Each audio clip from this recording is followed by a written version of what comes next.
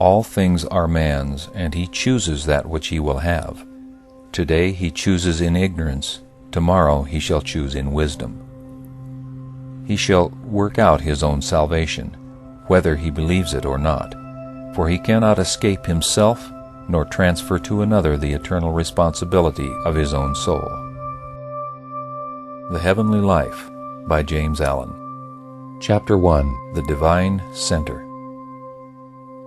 The secret of life, of abundant life, with its strength, its felicity, and its unbroken peace, is to find the divine center within oneself, and to live in and from that, instead of in that outer circumference of disturbances, the clamors, cravings, and argumentations which make up the animal and intellectual man.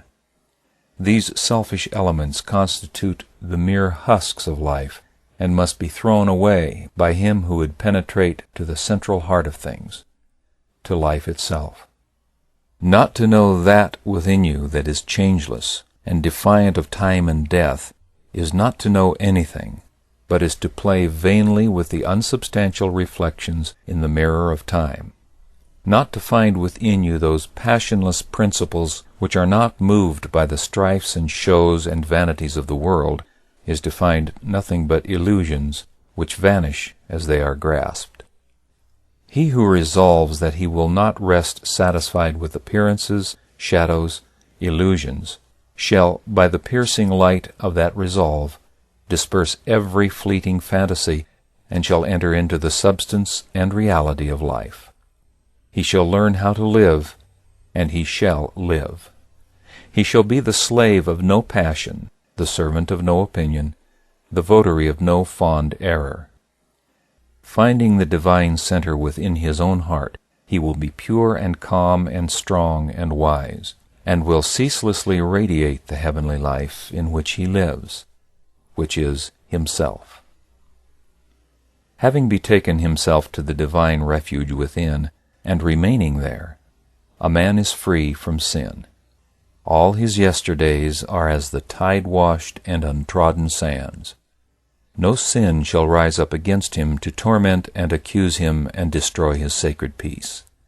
The fires of remorse cannot scorch him, nor can the storms of regret devastate his dwelling place.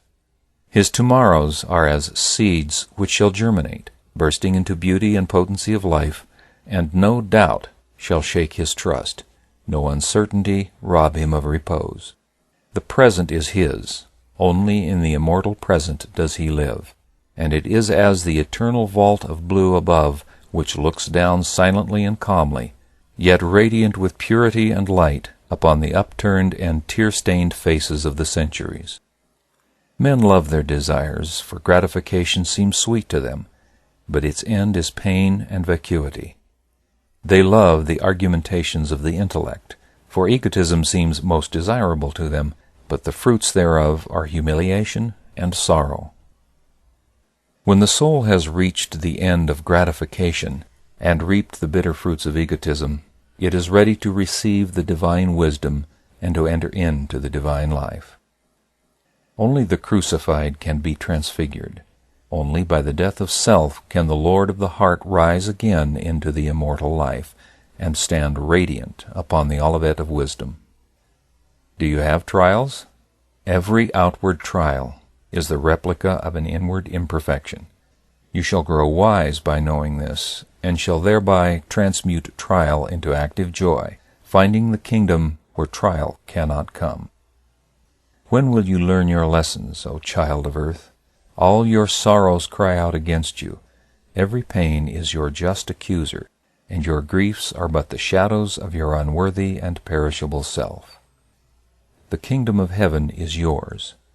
How long will you reject it, preferring the lurid atmosphere of hell, the hell of your self-seeking self? There springs the healing streams, quenching all thirst.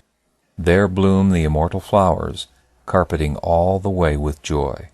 There throng swiftest and sweetest hours. The redeemed sons of God, the glorified in body and spirit, are, quote, bought with a price, and that price is the crucifixion of the personality, the death of self, And having put away that within which is the source of all discord, they have found the universal music, the abiding joy. Life is more than motion, it is music. More than rest, it is peace. More than work, it is duty. More than labor, it is love. More than enjoyment, it is blessedness. More than acquiring money and position and reputation, it is knowledge, purpose, strong and high resolve. Let the impure turn to purity, and they shall be pure. Let the weak resort to strength, and they shall be strong. Let the ignorant fly to knowledge, and they shall be wise. All things are man's, and he chooses that which he will have. Today he chooses in ignorance, tomorrow he shall choose in wisdom. He shall work out his own salvation, whether he believes it or not, for he cannot escape himself, nor transfer to another the eternal responsibility of his own soul. By no theological subterfuge shall he trick the law of his being, which shall shatter all his selfish makeshifts and excuses for right thinking and right doing. Nor shall God do for him that which it is destined his soul shall accomplish for itself. What would you say of a man who, wanting to possess a mansion in which to dwell peacefully, purchased the site and then knelt down and asked God to build the house for him? Would you not say that such a man was foolish? And of another man who, having purchased the land, set the architects and builders and carpenters at work to erect the edifice, would you not say that he was wise? And as it is in the building of a material house, even so it is in the building of a spiritual mansion. Brick by brick, pure thought upon pure thought, good deed upon good deed, must the habitation of a blameless life rise from its sure foundation, until at last it stands out in all the majesty of its faultless proportions. Not by caprice, nor gift, nor favor does a man obtain the spiritual realities, but by diligence, watchfulness, energy, and effort. Strong is the soul, and wise and beautiful, the seeds of godlike power are in us still. Gods are we, bards, saints, heroes, if we will. The spiritual heart of a man is the heart of the universe, and finding that heart, man finds the strength to accomplish all things. He finds there also the wisdom to see things as they are. He finds there the peace that is divine. At the center of man's being is the music which orders the stars, the eternal harmony. He who would find blessedness, let him find himself. Let him abandon every discordant desire, every inharmonious thought, every unlovely habit and deed, and he will find that grace and beauty and harmony which form the indestructible essence of his own being. Men fly from creed to creed and find unrest. They travel in many lands and discover disappointment. They build themselves beautiful mansions and plant pleasant gardens and reap weariness, heaviness, and discomfort.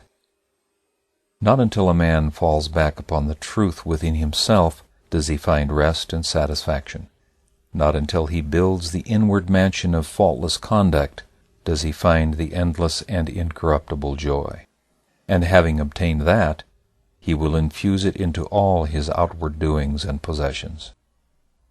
If a man would have peace, let him exercise the spirit of peace.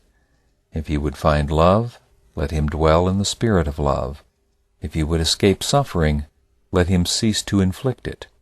If he would do noble things for humanity, let him cease to do ignoble things for himself. If he will but quarry the mine of his own soul, he shall find there all the materials for building whatever he will, and he shall find there also the central rock upon which to build in safety. Howsoever a man works to right the world, it will never be righted until he has put himself right. This may be written upon the heart as a mathematical axiom. It is not enough to preach purity. Men must cease from lust. To exhort to love, they must abandon hatred. To extol self-sacrifice, they must yield up self.